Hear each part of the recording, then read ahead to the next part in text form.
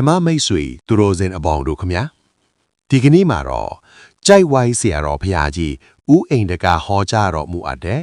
ကန္တာဂေါရမီတရားတော်ကိုနာယူပူဇော်ကြရမှာဖြစ်ပါတယ်ဒီတရားတော်ဟာဖရာရှင်လက်ထက်တော်ကမိမိရဲ့တူးဒီသောသားလေးတေဆုံးသွားလို့တောကာမီတောက်လောင်ခဲ့ရတဲ့ကန္တာဂေါရမီအကြောင်းကိုအခြေခံထားတာပါ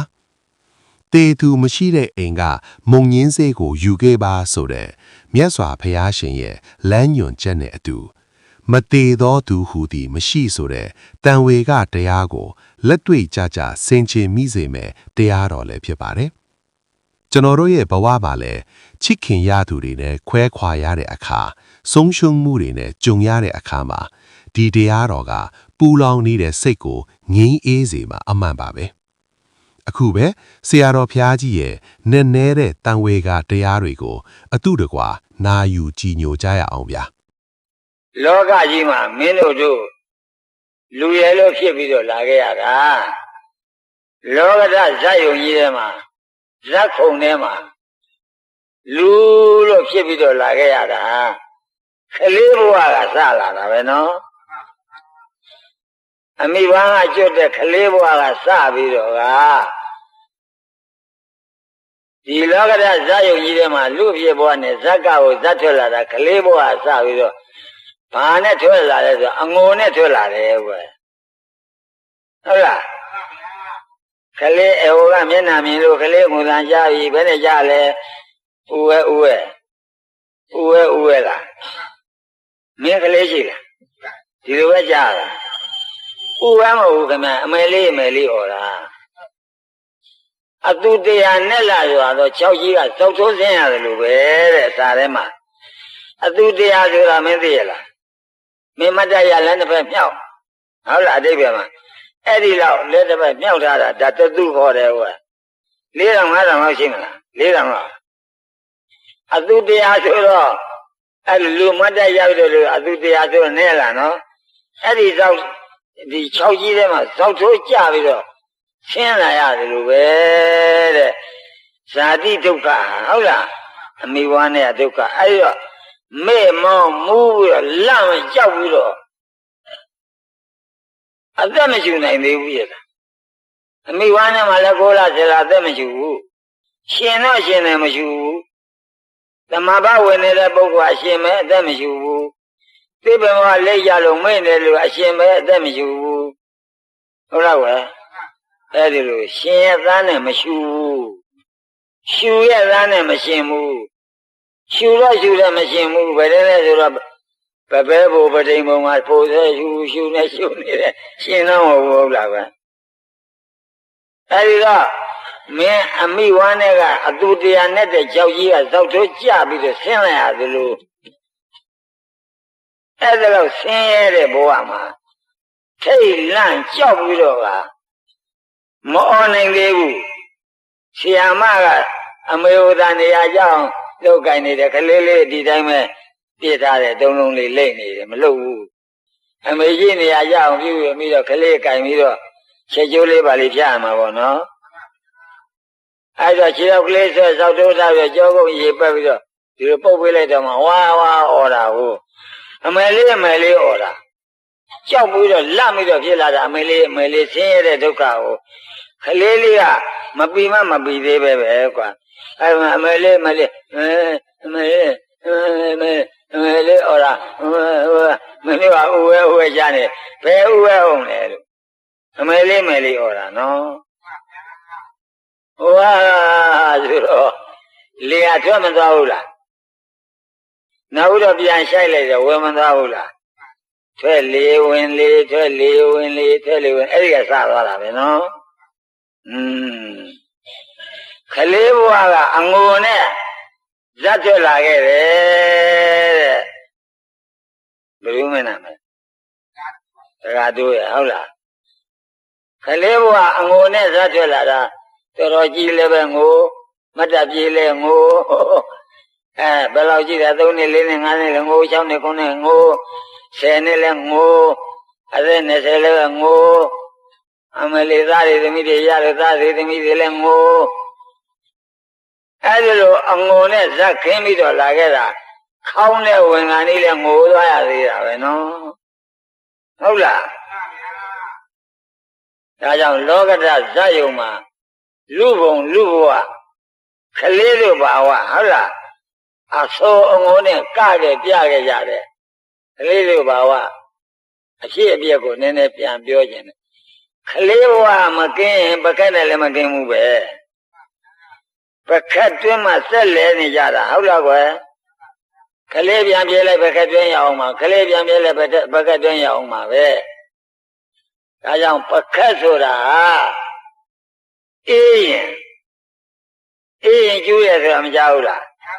ပကက်လွဲတာပဲအေးရင်ကျူးတယ်ဆိုတာနော်တချို့ဘုန်းကြီးပြန်အလောင်းကြီးခေါင်း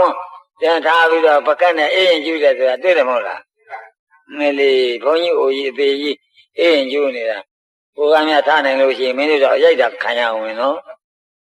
ငါအေးယူနေရမလားလို့ပကက်တယ်ဟုတ်လား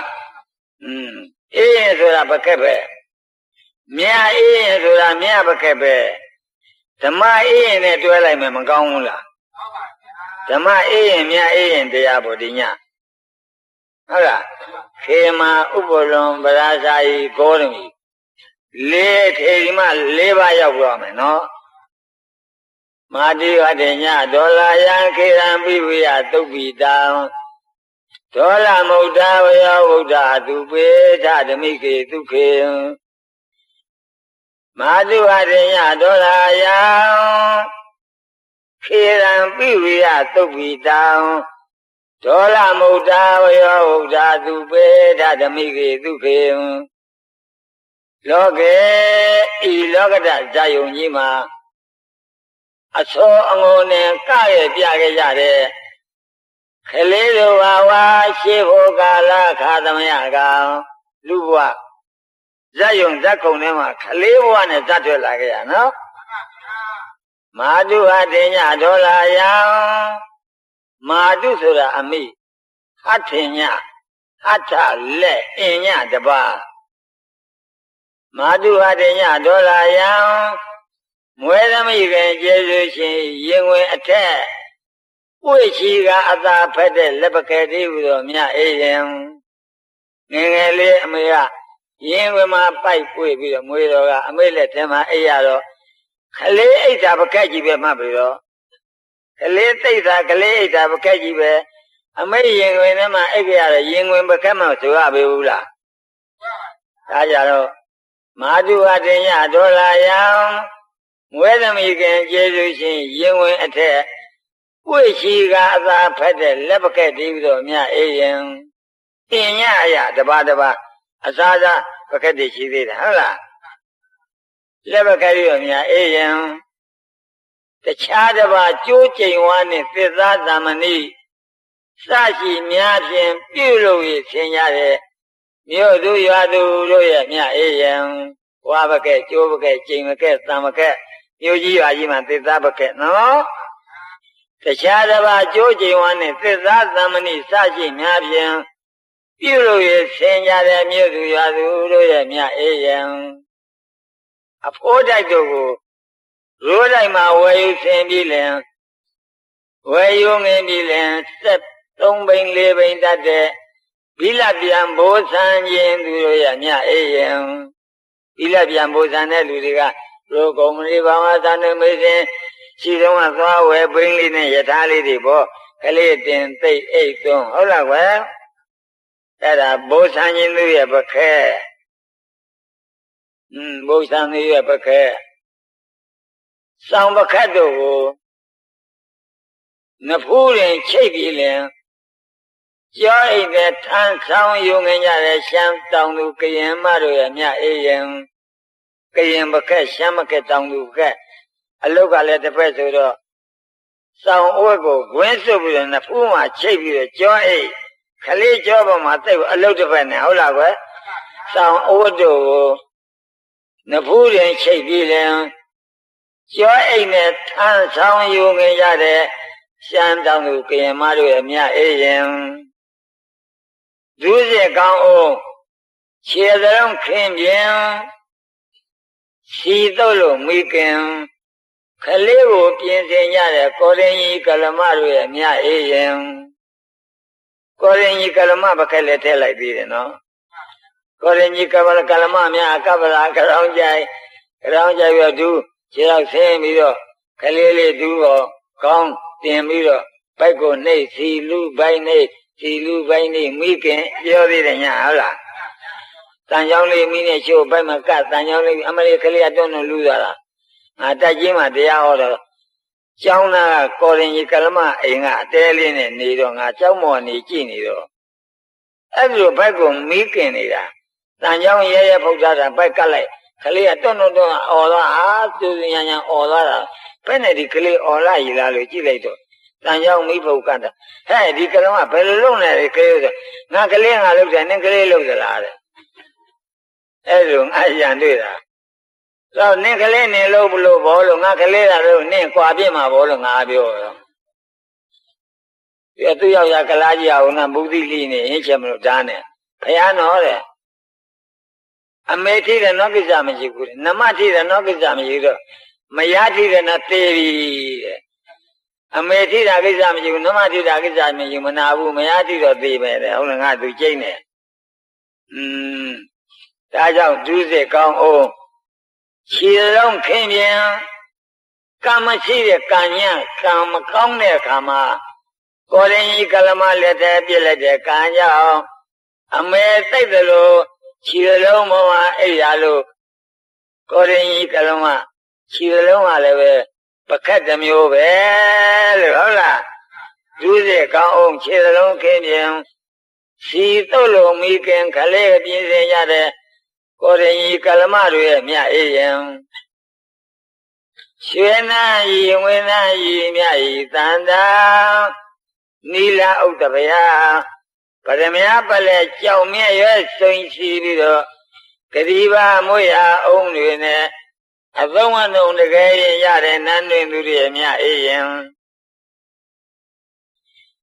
ဥဒ္ဒကြီးတို့ထီးတဲ့နန်းနဲ့ပြစ်လိုက်တဲ့အခါကြိတ်ချလိုက်ကံကြောင့်ဆိုတော့ခီးယူရိတ်မှာနော်ဒိတ်ဒိတ်နဲ့မွေးတဲ့သားငယ်လေးများကြတော့ရွှေပကက်စိန်ပကက်မြပကက်ဂရီပါမွေးအားအုံးလေးနဲ့ဟုတ်လားရွှေကျိုးငွေကျိုးနဲ့လွှဲပြီးသားလားနန်းတော်ထဲမှာမင်းကြီးမင်းသားလေးတွေနော်ကုသိုလ်အကြီးပေတာဟုတ်လားဒါကြောင့်ရွှေနန်းကြီးဝေနန်းကြီးရဤသန္တာနီလာဥဒ္ဒဗယ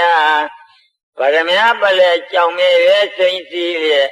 ဂရီပါမွေအားအုံးလေးနဲ့အသုံးအနှုံတကယ်ရင်ရတဲ့နန်းသိသူတွေအမြအေးရင်ဤလိုပင်အမျိုးအလိုက်အကျိုးတိုက်ဆိုင်သလောက်ကိုကျိုးပင်နဲ့ကိုနော်အထိုက်လျောက်စီးလာရတဲ့စစာဆယ်ကွင်းမြအေးရင်ပကဲ့တွင်၌သုဗိတာရှိပါမွေးပါပေးပါတစားစားနဲ့အာသာမကြေအစာမပြေတောက်လေငါမပြေရင်ငါစားရင်နာတဲ့သင်းတို့စားရင်လဲစားရင်တောက်ရင်လဲတောက်ခြင်းမိခင်အမေတိုက်ကျွေးသမျှမောဟတော့တောက်ဆိုရပါအောင်လေအမေရင်ကမှပိုက်ပြီးနှုတ်တိုက်လို့မွေးရင်နော်စားရင်လဲစားရင်တောက်ရင်လဲတောက်ခြင်းခေရန်မေတ္တာအောင်အရှိန်ဟတဲ့ဖြင့်ဝိဓမ္မာယိုဆင်းပြီးတော့ဖြူဝင်းအကြီးအရင်ကတို့ရည်နဲ့တို့စီကိုယ်စလဲမဲလေတဖူးကလတ်စုံနဲ့လက်တို့ရင်ခေါ်ရတဲ့နှုတ်မုတ်စုတွေကိုအရင်ကတော့အမေရင်သွေးနှုတ်နော်အဲ့ဒီဘက်ကနေပြီးတော့အမေကပြင်းလို့လားမသိဘူးပလင်းနဲ့တဲ့ပြောပြီးတော့တိုက်တဲ့နှုတ်မုံတွေပါတယ်ကလေးဆိုလို့လက်တို့ရင်တို့ပေါ့ကိုသားကိုမမွေးယုံငပိုက်ကိုသမီးကိုမမွေးယုံငါမွေးကြီးတော့ဒီကလေးကအမေမယူသေးတော့ဘူးပိုက်ချွေးယူရရင်အုံမကောင်မွေးလာတဲ့သားကြတော့အမေကိုချစ်တယ်ကျင်နာတယ်ကျေးဇူးသိတတ်တယ်နော်မိဘများလည်းသားသမီးမွေးပြီးတော့အငားနဲ့ခိန်ကြောင်လှုပ်လာတော့သူတို့ကစိတ်ကပြတ်တော့သားသမီးတွေကလည်းမယူသေးတော့ဘူးပြောမရဆိုမရဒီလိုဖြစ်လာရောနောက်ပြည်သူများပြောမရတာသိပြောမရလမ်းလေးရဲ့ဖြစ်ကုန်အဲ့ဒီလို ဟုတ်လားအဲ့ဒါသတိထား32ခုထာသထဲမှာနှုတ်ပြမပါဘူးနော်အဲ့ဒီတော့ခေတံမေတ္တာအောင်အချိန်ဟာပြည်လင်သွေးသမရိုဆင်းတဲ့ဖြူဝင်းအေးကြီးအရင်ကနှုတ်ရည်ကသွေးတတ်ပဲတဲ့ကွာသာသမီပေါ်ချစ်တဲ့မေတ္တာကြောင့်သွေးဟာဖြူပြီးတော့လာရနော်မိဘများမေတ္တာဘယ်တော့ကြီးသလဲဆိုတာမင်းစဉ်းစားကြည့်စမ်းဟုတ်လားဒါကြောင့်မေတ္တာအောင်အချိန်ကတည်းကသွေးသမရိုဆင်းဖြူဝင်းအေးကြီးအရင်ကနှုတ်ရည်ကိုယ်စလဲကတော့နှုတ်စီကိုယ်စလဲမဲလင်းသဘူးကလက်စုံနဲ့လက်တို့ရင်ခေါ်ရတဲ့နှုတ်မုံစီတွေကိုပြီးယူရပေးပါကြွေးပါတစားစားနဲ့အာသာမကြေသာမပြေတောက်လေငါမပြေရင်ငါစားရင်တော့တသိငယ်သူစားရင်လည်းစားရင်တောက်ရင်လည်းတောက်ခြင်းမိခင်အမေတိုက်ကျွဲသမျှမောဟတော်သောက်ဆိုကြပါဦးလေစားတယ်လို့လည်းမပြောနိုင်ဝပြီလည်းမပြောနိုင်ရှင်ကြိုက်တယ်ညောင်းလေညာတယ်ကြိုးကြိုက်တယ်မပြောနိုင်နော်သုတ်ပိတာရှင်မဲ့ကြိုးဝင်လျက်ထိုးတဲ့ပြင်အမျိုးမျိုးညောင်းညာဦးအဲ့လိုမှလည်းမပြောင်းတာမစောင်းတာဦးစားရငိုတော့ဖြူရမိုးရအထိုးနဲ့ချော့ပြီးလင်ချိုပြော့စွာအမေကသိတဲ့ပြင်ဖြေစိတ်ကြေစိတ်နဲ့အသေးအကြီးအိပ်ရကြရလေကုန်ပြီမအိပ်ချင်လည်းပခဲလွဲသိအိပ်ဦးစားရငိုတော့အမေကဖြူရမိုးရအထိုးနဲ့ချော့တာပေါ့ဖြူရမိုးရသူသားနေလို့နတ်ကဲရှိကိုခင်မိအောင်မှရသေးလားစေပန်းရဲ့ညောင်မတုံးကနန်းလေးပုံမြင်ပွား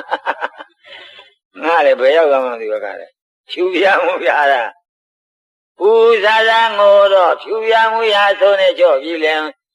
ချိုပြော့စွာအမေကသိတဲ့ပြင်ဖြေစိတ်ကြေစိတ်နဲ့အသေးအကြီးအိပ်လာကြရလေကုန်ပြီပကက်ထဲမှာကြည့်နော်ပကက်ဒုက္ခကိုပြန်ကြည့်ညောင်းလို့လည်းမပြောနိုင်ပူလို့လည်းမပြောကြိုက်လို့လည်းမပြောအဲ့လိုလည်းမပြောနိုင်ရှင်ကြိုက်သဘောထိုးပါတယ်စားတယ်လောင်းတယ်မပြောနိုင်ကောင်းတာကြောနာလေလွာနာတယ်လို့မပြောနိုင်ဖြစ်ရတာလေကာယေကာယ၌ကာယ ानु ပါတိကာယလို့ရှုပြီးတော့နေရမယ်တဲ့ကောင်းမဟုတ်လားကာယဆိုတာဘာလဲအဲ့ဒါမင်းပြောတာတစ်မျိုးငါပြောချင်တာတဲ့ကာယဆိုတာအပေါင်းကိုယ်လည်းအပေါင်းပဲကာယဆိုတာအပေါင်းပဲဘာတွေပေါင်းတာလဲဆိုတာသံမင်အမွေခြေသက်လက်သက်သွားအရေအသားအကျော်အယိုးရိုးတဲ့ရှင်သည်အညို့နှလုံးအသီးအမေအပြင်းအဆုပ်ဥမဥသိန်စာသစ်ဆောင်အုံနောင်ဘယ်လောက်လဲဘယ်လိုလဲမင်းပဲသေးလဲမေသေးလားအကြောင်းဆိုပြောပါဦးဘယ်လောက်လဲ20ပြီးရတလဲအရင်ဟုတ်လားပြီးသွေးချွဲစီကဲမျက်စီတန်သေးနှအစေခြင်းဘယ်လောက်လဲ7နှစ်20နှစ်ပေါ့32ခုထာသဒါပဲရှိတယ်ဒီပြင်ဘာမှမရှိဘူးဟုတ်လားကွယ်အဲ့ဒါကာယကိုဒီလိုသံဝင်မွေးချေရတဲ့လေပေါက်စုနေအထုကိုကာယလို့ရှုတဲ့ဘုရားကနော်တချို့တရားတွေကဆန်းလာပြန်ရှုဖို့မလိုဘူးပွားဖို့မလိုဘူးတဲ့နော်ဘုရားဟောတာရှုရမယ်လို့ဟောတယ်မရှုရဘူးဆိုလည်းမရှုနဲ့နေပေါ့ဒါတော့ဘာဆိုင်လို့လဲဟုတ်လားကွယ်ဘုရားဟောတာကဟောနေတာဟုတ်လားကာယေကာယ ानु ပါတိဟုအာရတိကာယလို့ရှုတယ်အခုဒီလိုကာယကိုကာယလို့မရှုဘဲနဲ့မင်းတို့ကမိမပဲယောက်ျားပဲလှတာပဲရင်တာပဲချောတာပဲအမလေးလှလိုက်တာအမလေးမျက်နှာလေးမျက်လုံးလေးမျက်ခုံးလေးနှာခေါင်းလေးလှလိုက်တာဟုတ်လားကွယ်ပါလေးနားလေးတင်လေးရင်လေးလှလိုက်တာကြောလိုက်တာဝိတက်ကြမ်းတာကာမကိုကြမ်းတာကာမဝိတက်ဆိုတာတဏှာ၏အကျိုးဆောင်ဝိတက်ကအကြံကောင်းလေတဏှာကအရသာရှိလေတဏှာရင်လေဥပါဒံအစွဲနာလေပြီးတော့ဘဝဇာတိသွားမယ်ပေါ့ဟုတ်လားမင်းသတိထားဝိတက်ဆိုတဲ့ကြံတာမျက်လုံးလေးလှတယ်မျက်ခုံးလေးလှတယ်ပါလေးနာလေးခါလေးလိုက်ပြင်လေးတင်လေးလှတယ်အဲ့ဒီမနေဘူးတိုးရအောင်အမလေးချစ်စရာကောင်းလိုက်တာအမလေးလိုချင်လိုက်တာအမလေးကတဲ့ရောက်ရော ကတဲ့ရောက်တာဒီလမ်းသွားတာအနိစ္စဒုက္ခအနတ္တလမ်းသွားကတဲ့မရောက်ဘူးမှတ်မိလားမကောင်းလားငါပြောတာပြန်ကြတော့ပြောတော့ဩဘုန်းကြီးဟောတဲ့တရားတွေကလက်တွေ့တို့ပြင်းနေတာနဲ့တူတူပဲဟုတ်လားငါတို့မှကံကောင်းလို့လွတ်တာကံကောင်းလို့လွတ်တာတငယ်ချင်းဘိုးကြီးနဲ့ဘွားကြီးကြောင်းမလားဟေးငယ်တော့ကတငယ်ချင်းဆိုတော့သူတို့လည်းထီယိုသူတွေမဟုတ်ဒီလင်မယားမသေးသေးဘူးလာပြန်ပြီဘယ်နဲ့လဲဘယ်လိုလဲအမေကြီးလေချစ်လေကြီးလေချစ်လေအိုးလေချစ်လေအိုးလေရှော့ရရှော့လာအောင်မင်းတို့ကကြီးလေချစ်လေကြီးလေချစ်လေဘယ်နဲ့မျက်စိလဲနေလဲတဲ့ဒီကငယ်တော့ကပြိုရလာဝဝအသားရည်နဲ့တော်ပါသေးအုံမြောက်ဟိုကြီးလိုပြင်ကြီးလေချစ်လေကြီးလေချစ်လေဒီနေ့ဒီမျက်စိလဲမပြောက်သေးဘူးလားသွားစီရတဲ့ကိုအပေးလဲကမ္မထာနဲ့ကူအဲ့တော့သွားရှုတဏှာကြီးလောက်ကြတော့ပြန်လာတယ်ကမ္မထာတိုင်လွှတ်လိုက်တာဘာတွေမြင်လဲပြောဘာတွေမြင်လဲပြောပြုံးလုံးလုံးနေဘာမြင်လဲပြောငယ်တော့ကတခါကြီးနဲ့မင်္ဂလာဆောင်တော့ကဲပေါက်တာတွေမြင်နေတယ်ဗျာမလေးဒါကြောင့်ဝိတ္တအကျံွယ်အဲ့ဒါကာမတဏှာကိုဆွပေးတာသူကနော်အကျံမှားနေတယ်အမြင်မှားနေတယ်ငါမကံကောင်းလို့ဒီအချိန်လေးဆိုတော့ကျေးဇူးတင်လိုက်တာဆုံးပါတယ်ဆရာသမားဗျာနော်အသက်20အတိတ်တရားကဒီဥစဉ်လူချက်မှာပါပဲဒီဥစဉ်လူချက်မှာပဲငါ့ကိုဗျာဒိတ်ပေးကြတာငါလည်းထွက်ကျင်တာပဲနောက်မလဲနဲ့နောက်ကိုမလဲနဲ့ရှေ့တိုးနဲ့တိုးတက်လာတာအခုတော့80နဲ့စိတ်ချရပါပြီနော်ဒီအရွယ်မှာပို့ပြီးတော့ကြည်ညိုကြတယ်ဩကိုတော့ငယ်ငယ်လေးတွေအယုတ်အရင်နဲ့ဘိုးတော်ကအသက်ရွယ်ငယ်အတန်ကလည်းဒီလောက်သီကာတွေပါရှိနေလူတစ်ထောင်တော့ကိုအတန်နဲ့អော်ရတာပဲအဲ့ဒါဟောပြောကောင်းလာပြီးတော့ဒီလိုသာသနာအသက်ရှည်လာတာသာဓုပါဗျာသာဓုဆိုပြီးတော့ရှေ့ကလည်းပိုးပြီးတော့ကြည်ညိုတယ်ကွရှေ့ကလည်းပိုးပြီးတော့လှူရနော်အဲဒီလိုအခုလက်ကံကတရားရမလို့ရတာကြည်ညိုလို့လှူရတာမင်းလည်းထဲမှမလို့လကားကောင်ဒါ3ည4ညဟောလားလက်ကံကတရားတော်ပြီနေ့ပြန်ကဘာရမှမလို့ဘယ်ရောက်တော့လဲငါဟောတာပြောအမှားတွေဖြစ်နေတာနော်ကာယလို့မချူပဲနဲ့မိမယောက်ျားလာတယ်ရောချောတယ်ရင်တယ်အဲ့ဒီလိုအထင်ကျွဲပြီးတော့တင်ညာမှားပြီးတော့အမှန်မှအသိမှမှားနေရလို့ယောဂသေးတွေပဲအကြောင်းဝိပန္နာသတယောရောဂသတ္တသနေသလောကိနောဝိပဿနာယတံရောဂံတိခိသေယုံပုထုဇနံဝိပန္နာသအသိမှအမှတ်မှအယူမှဟုဆိုသောဝိပန္နာသတရားတို့သည်တယောသုံးယောသုံးသာသုံးပါးတို့ဟာပေသည်သတ္တသာသတ္တဝါတို့သည်အိဋ္ဌာယောဂိနောအမြဲယောဂဆွဲပြီးတော့လဲနေတဲ့သံဃာဂီလာနာယောဂတဲ့ကြီးတွေဖြစ်နေကြလေကုန်၏တန်ယောဂံတို့ယောဂကိုဝိပဿနာယအမှန်ထင်ပြီးဝိပဿနာတည်းသောဖြစ်တော်အကြီးပြန်ပုထုဇနာတရားလဲနဲ့ယောဂတဲ့ဖြစ်နေရောက်တော့ပုထုဇဉ်သတ္တဝါပေါင်းတို့သည်ပုထုဇဉ်ဆိုတာအယူပြောတာအကောင်းမဟုတ်ဘူးနော်အယူပုထုဇဉ်တော့အုံမတကောအယူဟုတ်လားအကောင်းပုထုဇဉ်ပြောင်းလို့ပါကလျာဏပုထုဇဉ်ဆိုတာအကောင်းအန္တပုထုဇဉ်ဆိုတာအကံအယူဘုရားသာသနာတော်ကြီးနဲ့တွေ့တဲ့အခါဒီအယူအကန်းနဲ့ဘဝနဲ့ပဲသေတော့မလားလို့ကလျာဏပုထုဇဉ်ပြောင်းမလုံနိုင်တော့ဘူးလားလို့နော်တွန်းနေရတာမင်းတို့ကိုတို့ဟာတို့လည်းမင်းတို့ကချင်းရောက်လို့စားတော့ဝေးကျေးဇူးရှင်နေမို့လားမင်းတို့လည်းတို့ကတွန်းပေးနေရတာပဲတတ်နိုင်တယ်ဟုတ်လားကလျာဏပုထုဇဉ်ဆိုတာယုံမှန်နမဓမ္မပရမမှန်သိတယ်ကြောင်းသွားသိလိုက်ရင်လုံးမတလနလတဝါတွင်းလုံးနေမှဒီလုံးမဟုတ်ရုပ်ဆိုတာဘယ်လောက်ရှိတယ်နာမ်ဆိုတာပဲခန္ဓာ၅ပါးဘယ်နဲ့ခေါ်တယ်သစ္စာ၄ပါးဘယ်နဲ့ခေါ်တယ်အဲ့ဒါတော့သိလို့ရှိရင်ကလျာဏပုထုဇဉ်တွေအပယ်မကြတော့မကောင်းဘူးလားအေးအပယ်မကြရင်တော်ပြီ အပန်ရနတ်ပြည်ပဲသွားမယ်မဟုတ်လားငါဟောနေတာမင်းတို့နိဗ္ဗာန်ရောက်အောင်လည်းပို့နိုင်တဲ့ဘုန်းကြီးကိုလည်းဗာန်သိတဲ့ဘုန်းကြီးကိုသေနတ်ပြည်ရောက်ရင်တော်ပြီသေနတ်ပြည်ရောက်ရင်တော်ပြီနတ်ပြည်မှာမရောက်ရင်ဘယ်သွားမှလဲငရဲတိရစ္ဆာန်ပိတ်တဲ့ဒီအောက်မှာဒီကိုအပေါ်တက်နိုင်တဲ့မတက်အောက်မှာဆိုရင်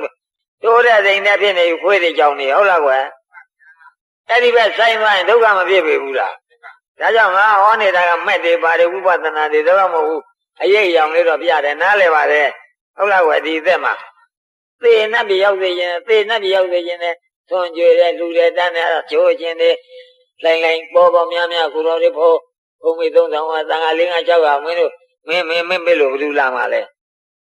အချိန်ကြလို့ဂရိကဝတ္တိုင်ကြွလာရောက်လာလို့ဘုရားတွေ့ရတယ်မကောင်းမေဘူးလားအရတော်တယ်လို့ပြောရည်လေးပဲအောင်ကောင်းမဲ့မုံစမ်းလေးပဲကောင်းမဲ့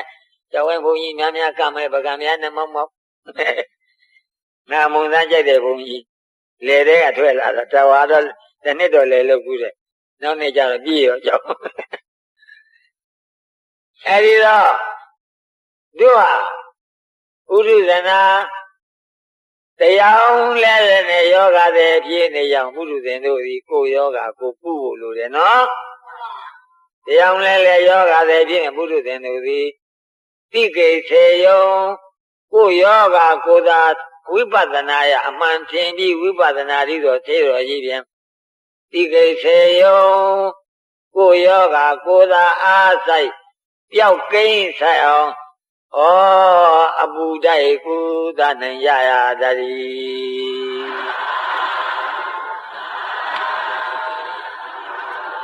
သမီးတဲ့ကာယလို့ရှုတဲ့သားရဲ့ရှုမယ်မရရဲ့ရှုမယ်လင်ရဲ့ရှုမယ်အမေရဲ့အဖေရဲ့ရှုမယ်ဆိုရင်လွဲနေမှားနေတယ်တဲ့ကာယလို့ရှုဆိုပြီးတော့တတိပဋ္ဌာန်အဆိုနဲ့သိတာပါပဲနော်ဒါကြောင့်ကာယ ानु ပါတိဝိဟာရတိကာယ ानु ပါတိဝိဟာရတိရှုပြီးတော့ ानु ပါတိနေရမယ်တဲ့ရှုပြီးတော့နေရမယ်လို့ပြောလိုက်တာနဲ့နားလည်သွားပြီဟိုတော့လည်းညံရင်လာခဲ့ပြီနော်ဒီမှာပြောလိုက်တော့ငါကိုမိမရာပုဂ္ဂသတ္တဝါဆိုတာမရှိဘူးရုပ်ပဲနာမည်ခန္ဓာပဲဆိုတာစိတ်ထဲမှာကွဲပြီးတော့လဲနေတဲ့လူထူပေးလိုက်တယ်လို့ပေါ့ကွယ်နော်ဒေသနာဝဇာနဲ့မြတ်စွာဘုရားကိုမြတ်ဟောတော်မူရာဒေနာတော်ဆုံးတိုင်းတံဗုဒ္ဓဘသုတ္တမတံဗျာတတ္တမနာသနရံသုတ်တံကမ္မမောဂောဝမေစုအာရာယကိစ္စတိတမိဟိုးဟိမုန်နာတောင်ကြီးကဧဝရတောင်နဲ့ကွယ်နော်ဒီကတို့မှမင်းရောက်ဘာနာတိရောက်တဲ့ဆိုမြင်ပြီတောင်ကြီးကဘိုးရင်ရေခဲတောင်ကြီး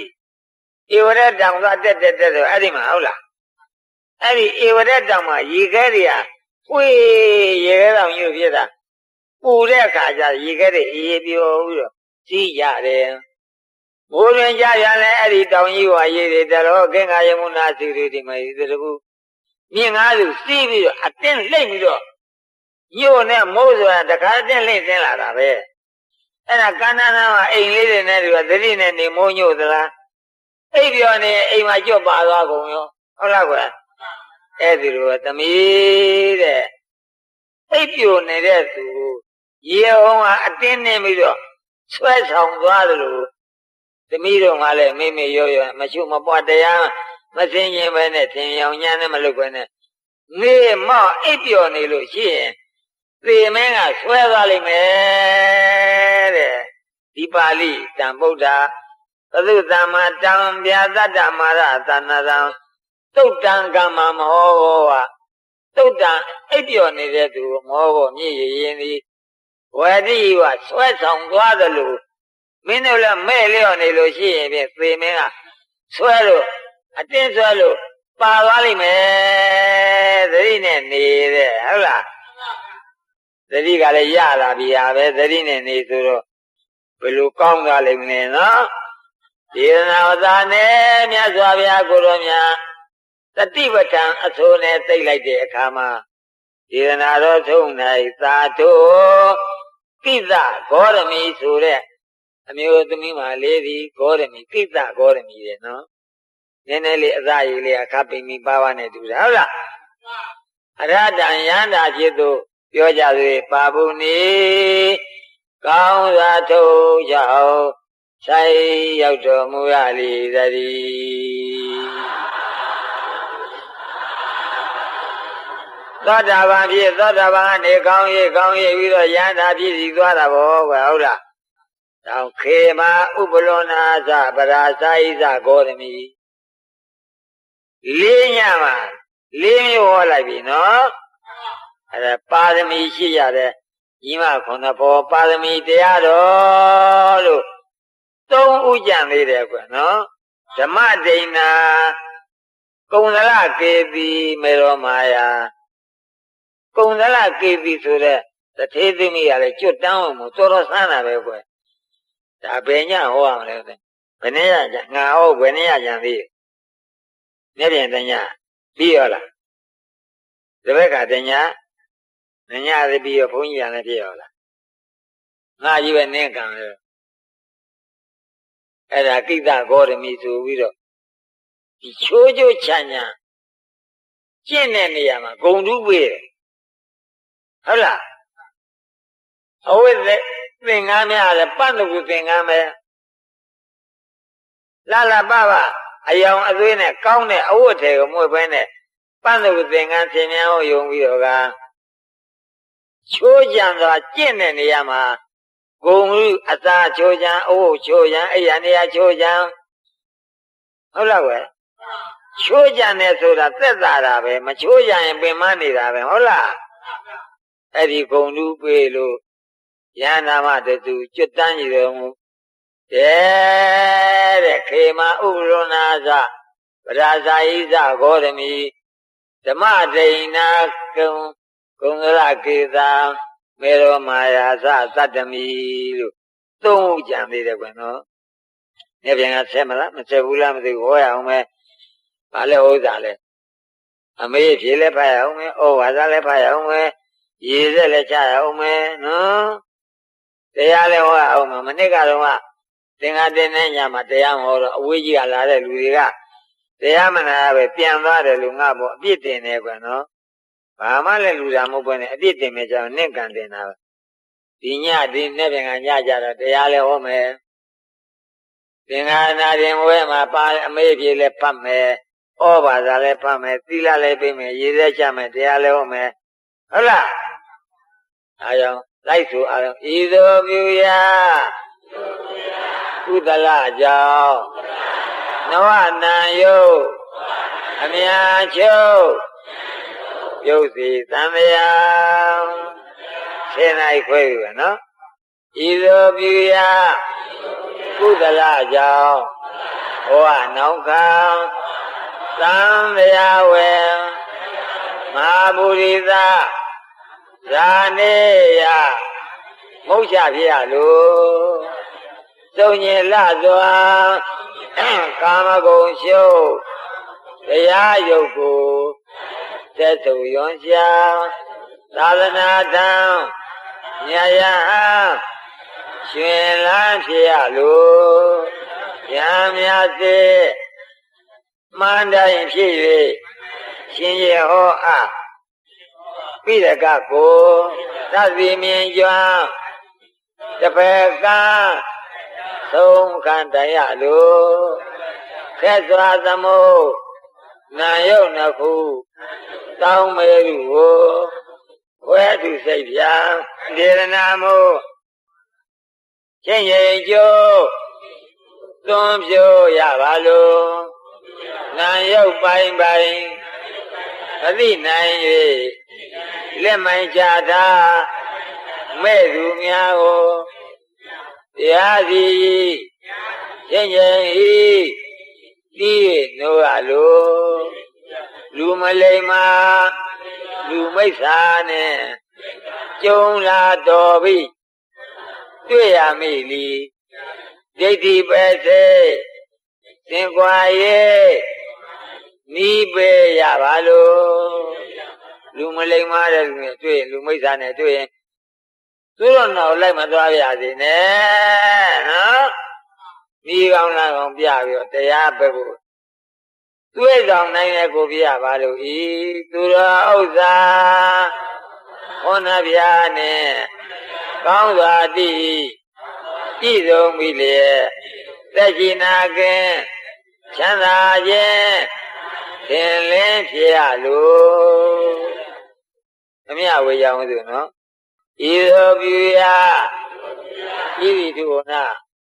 နော်သုံးကပြီးတော့ကြည်စီဤသို့ပြုရာကုသလကို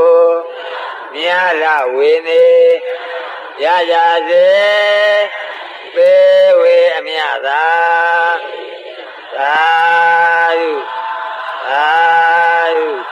သာယုဤသို့ပြုရာကုသလကိုသာရီသမီးတွေဖေမေဟိုကားတော့ကယောဇရာကျမမကောင်းအကြောင်းမလားကွယ်လွန်သွားကြလို့ဒီနေ့ဇာပြမွဲကြီးနဲ့အမေမပါဘူးမောင်လေးမပါဘူးသမီးမပါဘူးရှိမယ်ပေါ့နော်အမြယူပါလို့အမေတို့တရားနာတာကျွေးတာမွေးတာလူရတာနဲ့ကုသိုလ်ကောင်းမှုတွေကိုငါသမီးမြယူပါငါသားမြယူအမေမြယူရလို့ဝေးဤသို့ပြုရာကုသလကိုမြာလဝေနေရကြစေပေဝေအမြသာသာဓုသာဓုသာဓုသာဓုကျမ်းမာခြင်းဝမ်းသာခြင်းစသည်အလိုရှိသောမာရိသောဝဓမ္မဘုသက္ခာချုပ်သည်ငါမှုသောကျွန်ုပ်ဒီကဲ့သို့တိဝေကာမရူပအရူပဝါသုံးဓဘုံသုံးရ၌သာဝေတိခொနနေလားခொနနေသမီးကြီးငယ်ငယ်ရဲ့လတ်လတ်မျိုးစားသိမ့်ချုံလုံးစုံ၏ဖြစ်ကုန်သောတတ္တတ္တဝါပေါင်းတို့သည်သရစက္ကမိနစ်မလစ်ပြန်ခရာဘိသနာများမှန်စွာမတိန်ရှင်ခတိန်မောရာကြည်နှင့်လမ်းစွာပီတိပန်းပြပြီးဝန္တာရှင်မြူနိုင်ကြကုန်သည်အာရောကံမညောမမိန်တကောချင်းဖြင့်ဆိုရင်မနောင်ကြောက်ကြမှုကင်ရကုန်သည်နေရအတင်းအပြင်ဆွဲဝင်ပုကနှိမ့်ဆက်တတ်သည့်ကသုပါဆို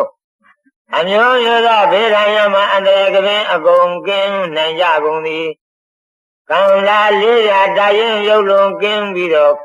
ခံတင်လာစွာကျမ်းမာဝန်သာခြင်းရှိကြကုန်သည်ဟွန်တုဖြစ်ကြပါစေကုန်သတည်းဟွန်တုယခုပွတ်လွတ်အပ်တဲ့မေတ္တာရာရှင်သောအနုဘော်တော်ရောက်ရှိပြီးတော့နိုင်ငံခရိုင်နဲ့ဗကြောင်ငြိမ်းရရဲ့နဲ့ငြိမ်းနိုင်ကြပါစေကုန်သတည်းလိုက်ဆိုမေတ္တာကိုအရှင်ရမနဲ့လူတိုင်းလူဟာပြည့်ရှိသမျှတတ္တဝါတို့မှာကိုရောစိတ်ပါချမ်းသာ၍သာဆင်းရဲမရှိယတိဒုက္ခအိသိတံလိုရာပြည့်လို့ချမ်းသာခြင်းလည်းရပါစေအနာဟုယမနဲ့လူတိုင်းလူဟာပြည့်ရှိသမျှတတ္တဝါတို့မှာကိုရောစိတ်ပါချမ်းသာ၍သာဆင်းရဲမရှိယတိဒုက္ခအိသိတံလိုရာပြည့်လို့ချမ်းသာခြင်းလည်းရပါစေတောင်းရမှာနဲ့လူတိုင်းလူဟာပြည့်ရှိသမျှတတ္တဝါတို့မှာကိုရောစိတ်ပါချမ်းသာ၍သာဆင်းရဲမရှိယတိဒုက္ခအိသိတံလိုရာပြည့်လို့ချမ်းသာခြင်းလည်းရပါစေမြေဝရမနဲ့လူတိုင်းလူဟာပြည့်ရှိသမျှတတ္တဝါတို့မှာကိုရောစိတ်ပါချမ်းသာ၍သာဆင်းရဲမရှိယတိဒုက္ခအိသိတံလိုရာပြည့်လို့ချမ်းသာခြင်းလည်းရပါစေရှိမြတ်တတ္တဝါတွေဆိုကုံရောမဟုတ်လားမောင်ထွန်းရဲ့ဒီမှာဗျာအလုံးချမ်းသာပါစေကျမ်းမာပါစေမေတ္တာဝေလိုက်တော့ဘယ်သူမှပရိသတ်နဲ့တော့တရားဟောတဲ့ဘုန်းကြီးကဘယ်သူမှ မမုန်းပါဘူးလို့ဆိုတာထင်ရှားမသွားပြီဘူးလားထင်ရှားပါတယ်ဗျာအားလုံးရှိရှိသမျှတတ္တဝါတွေချမ်းသာကြပါစေအောက်ရရှိသေးရဲ့အောက်မှာပါရှိလေမေ့နေတာအောက်မှာပါချင်းမမရဲပါဗျာမရဲအာဟုယမနဲ့မရဲပြေရှိရှိသမျှတတ္တဝါတို့မှာကိုယ်ရောစိတ်ပါချမ်းသာ၍တောင်ဆင်းရဲမရှိတိဒုက္ခအိသိတံလောရပြေလို့ချမ်းသာခြင်းလည်းရပါစေအထေယမနဲ့အထေမှာပါရှိနတ်တေပြမာတွေရှိတယ်နော်ပြမာဘုံနဲ့ဆဲတဲ့လားနတ်ပြည်6ထပ်တယ်လားရှိကညာနတ်တေပြမာတွေအေးမြချမ်းသာကြပါစေဟုတ်လားအထေယမနဲ့နတ်တိုင်းနတ်ရွာပြေရှိရှိသမျှနတ်ပြမာတို့မှာကိုယ်ရောစိတ်ပါချမ်းသာ၍သာအေးမရှိတိဒုက္ခအိသိတံလွယ်အပြည့်လို့ချမ်းသာခြင်းလည်းရပါစေအောင်စေအောင်ကြပါစေအောင်ပါစေအောင်ကြပါစေအောင်ပါစေအလုံးအောင်ကြပါစေနော်မှန်ပါဗျာတရားရသင်္သောရိတတောတိန်သောတတိတရေတဝေဘောရနေသစ္စုကံတော်ဘောရိတိဓမ္မတေသတံသိပြီလွားကြီးလည်းချော့ပြီးအနာမသက်ရှိကိုင်းနေတယ်ရှိရလားသစ္စာရိတတောတိန်သောတတိတရေတဝေဘောရနေသစ္စုကံတော်ဘောရိတိဓမ္မတေသတံတိန်သောကျေဝလာသောသံဃာဆိုတဲ့သမုဒ္ဒခမ်းမဆုတ်တောင်းကုရောက်တော်မူပြီးဖြစ်တော်မူသောသာတော်နဲ့နဲ့ချပြီမရင်ဖောင်မှုခေါင်မှုတွတင်သုံးလူချင်းကိုရောမြဖျားသည်တရားရာသူမေရဖြစ်စဉ်တုန်းကဗျာဒိတ်တော်ဆင်ယုံ၏တခွင်လုံးတိုက်ွယ်ကိုအမြတ်ရဲ့ကမ်းရမယ်လို့တမန်ဤရွာကကရုဏာတမ်းဝေမြလေခြင်းတင်္သာရီတောင်နှလုံးတော်ဓာတ်အိမ်ကိုအကျဉ်းချင်းစံမျိုးလေအမျိုးမျိုးတိုက်တွန်းတော်မူအပ်သည်ဖြစ်ကြောင်းဘောရနေယသစ္စာလေးလီခိုင်နေသူရဲ့မိတော်ဆွချူသစ္စာလေးလီခိုင်နေသူကိုမိတော်ဆွချူပန်းယူဆင်ပြီးပွင့်လာနေဖြစ်ကြကုန်သောဝါမနစ်မကြအသင့်သာလင်ပွင့်ရပွင့်ကြောင်းလမ်းကောင်းမျိုးဆက်ရနေကြကုန်သောသာတေလူရရနာဖြာရပြမပြမဲသင်္ချေသင်္ချာများစွာစုယုံသတ္တဝါအလုံးတို့ကိုဒီယောဂန္တဝနာမမမမကိုယ်တိုင်အပြင်ကြွသွားစီကြတော်မူတဲ့တရတဝဲလိုက်လုံးတဲ့ယုံယုံနဲ့ယုံရင်စုဝေသံတရာဆိုတဲ့ဟောအပွဲမှာကျွတ်စေလွတ်စေကူမြောက်ကြပါစေကျိုးငောင်းဓမ္မတေဇာသံသစ္စာလေးပါးအရင်ထား၍များပြဥဒ္ဒုံတရားတော်ဒီသောတဘောကုံဖြင့်ဘောရေတိအမောင်းကိုပယ်ခွင်းပြီးတော့အလင်းကိုပေသနာတော်ခဲ့ပါပေသတည်းဧတေနာသစ္စာဝိသေနာဤသို့မှန်ကန်စွာဆိုအပ်တဲ့သစ္စာစကားကြောင့်သာရောတရားနာပရိဒါပေါင်းသူတော်ကောင်းတို့သည်သာရဝံသောတတ္တဣန္ဒရာရှင်ရဲ့ကျင်ရဲ့ညနုဓမ္မယုံပလင်ဥတို့ပလင်ဒူးတို့ရှင်မျိုးစရာဆက်ရောက်လာကြတဲ့တရားနာပိဋကပုံသူတော်ကောင်းတို့ဒီပလင်ကလည်းပလင်ဒူးပဲကွနော်မှန်ပါဗျာဘုန်းကြီးကလည်းတူတဲ့ပလင်နောက်တော့ရွှေပလင်ကြီးဖြစ်လာမယ်ပေါ့ကွနော်မှန်ပါဗျာဒီပိဋကတဲ့နဲ့တနေ့ကျတော့ပလင်ရေးဆက်ချလို့သံဃာကြီးဆုံးပါကျွေးလို့ဟုတ်လားမှန်ပါဗျာအဲကြောင့်အမေမရှိဘူးကသားလေးကွယ်လွန်သွားတဲ့သမီးကွယ်လွန်သွားခြေသူဇနီးဟုတ်လားမှန်ပါဗျာဆရာတော်ဘုရားတိုက်တွန်းလို့ဆိုတော့အကျိုးချအောင်စီမံဆောင်ရွက်တဲ့ပလင်တွေကိုငါသားလေးရည်စူးပြီးတော့ထည့်မယ်အမေရည်စူးပြီးတော့ထည့်မယ်ငါမော်လမြိုင်ရုံးသွားတရားဟောလေနွားလေးနဲ့ကောင်ရည်စူးပြီးတော့ငွေငါးကြတူရလေအိမ်မှာခိုင်းနေတလိ္ဆန်နွားတောင်သူတို့လေမှန်ပါဗျာသားလိုပဲချစ်လို့ထမရဲ့သူတို့လှုပ်ကြွေးနေလို့ပါတယ်ဟုတ်လားအဲ့တော့တလိ္ဆန်တောင်ရည်စူးပြီးတော့တူတတ်တဲ့လူကလှူသေးတယ်ကွအမေကွယ်လွန်သွားတယ်သားလေးကွယ်လွန်သွားတယ်သမီးကွယ်လွန်သွားတယ်ချစ်သူစင်းကြီးကိုမောင်းမမဟုတ်လား ဒီကုသိုလ်လူတွေမှာအမေတို့ငါထည့်လိုက်မယ်ငါကြ30တကြလို့ရဟုတ်လား တင်ပါဗျာ ဒါအားလုံးအဲ့ဒီလိုရည်ရွယ်ပြီးတော့နေ့ပြန်ငါကြတော့စောစောလာကြနော် တင်ပါဗျာ အဲကြောင့်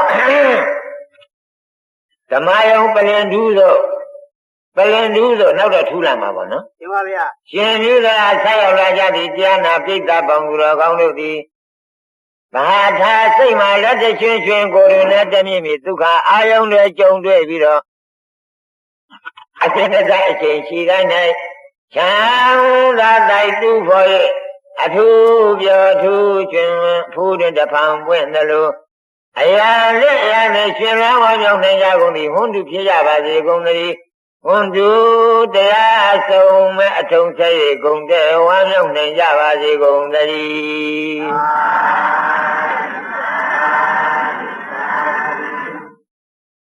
တာဒုတာဒုတာဒုဓမ္မမိတ်ဆွေပေါင်းတို့ခမညာအခုနားယူခဲ့ကြရတာကတော့ကြိုက်ဝိုင်းဆရာတော်ဘုရားကြီးဦးအိမ်တကရဲ့ကန္တာဂေါရမီတရားတော်ပဲဖြစ်ပါတယ်နားယူခဲ့ကြရတဲ့တရားတော်အတိုင်းမိမိတို့ရဲ့နေ့စဉ်ဘဝမှာအတိတရားတတိတရားများဖြင့်ရှင်းနိုင်ကြပါစေ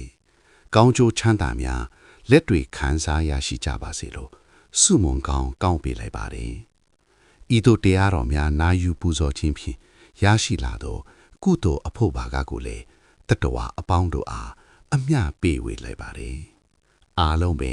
ကိုယ်စိတ်နှဖျားကျမ်းမာချမ်းသာကြပါစေခင်ဗျာ